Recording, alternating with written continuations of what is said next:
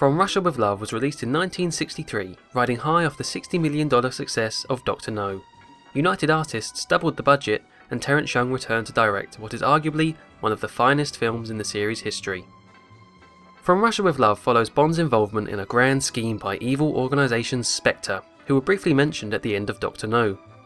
Spectre, or Special Executive for Counterintelligence, Terrorism, Revenge and Extortion, planned to obtain a key Russian cryptographic device called the Lecter, and in the process, kill James Bond for his murder of Dr. No. Well, that'll be the revenge bit out of the way. To do this, they lure MI6 and Bond into a trap, using the defection of Soviet consulate clerk Tatiana Romanova as bait, which ultimately plays the British and the Russians against each other. The plot to From Russia with Love has a lot more substance compared to its predecessor, thanks to the source of Fleming's original novel. It was picked as a sequel to Dr. No due to a jump in sales after Life magazine published an article listing From Russia with Love as one of President John F. Kennedy's top 10 favourite books. With a higher budget and a hit movie under his belt, director Terence Young had much more freedom to bring his vision to life compared to filming Dr. No. Dr. No only had $1 million. We went over budget by $60,000. And for From Russia with Love I had $2 million, which was really quite a lot of money in those days. It was a nice figure. It's been said Young could very well have been a real-life James Bond. He had the affluence, the style, wit and charm that encapsulates 007, and much of what made these early films so successful can be attributed to him. As a true testament to this, whilst filming the climactic boat chase, Young's helicopter crashed into the water and began to sink. After almost drowning, Young was nonetheless back behind the camera straight afterwards. Thanks to more locations, characters and plot, From Russia with Love achieves a much grander sense of scale.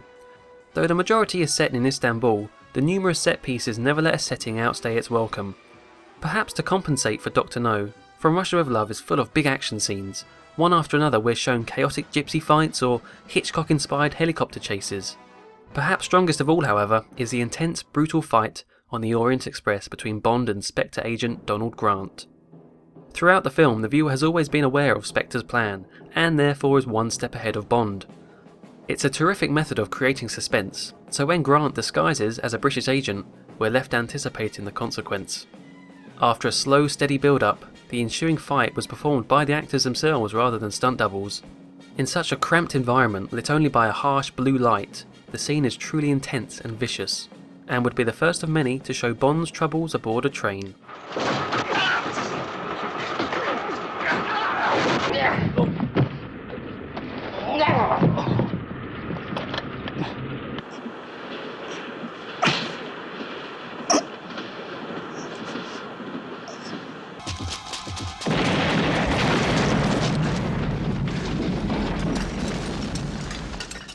Sean Connery's second outing as Bond largely remains the same, though it's clear to see a much stronger sense of confidence in the character.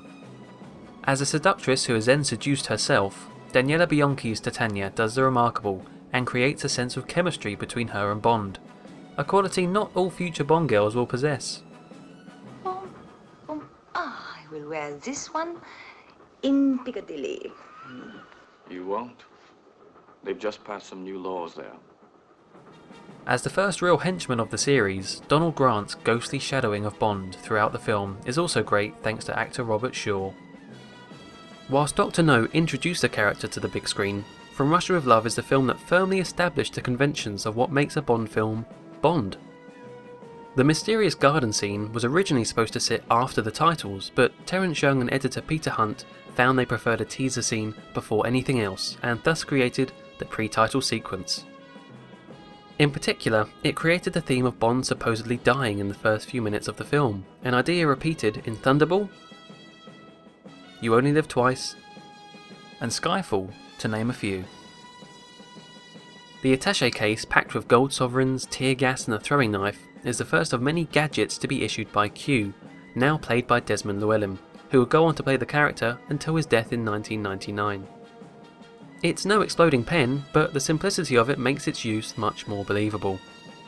And of course, this film also debuted Bond's ultimate arch-nemesis, Blofeld, though for now he's just number one, and interestingly played by Anthony Dawson, who played Professor Dent in Dr. No. From Russia with Love is the film that made Sean Connery into a Hollywood superstar, and set James Bond firmly in audiences' minds. To many, the best James Bond film ever made, though its sequel would give it some tough competition.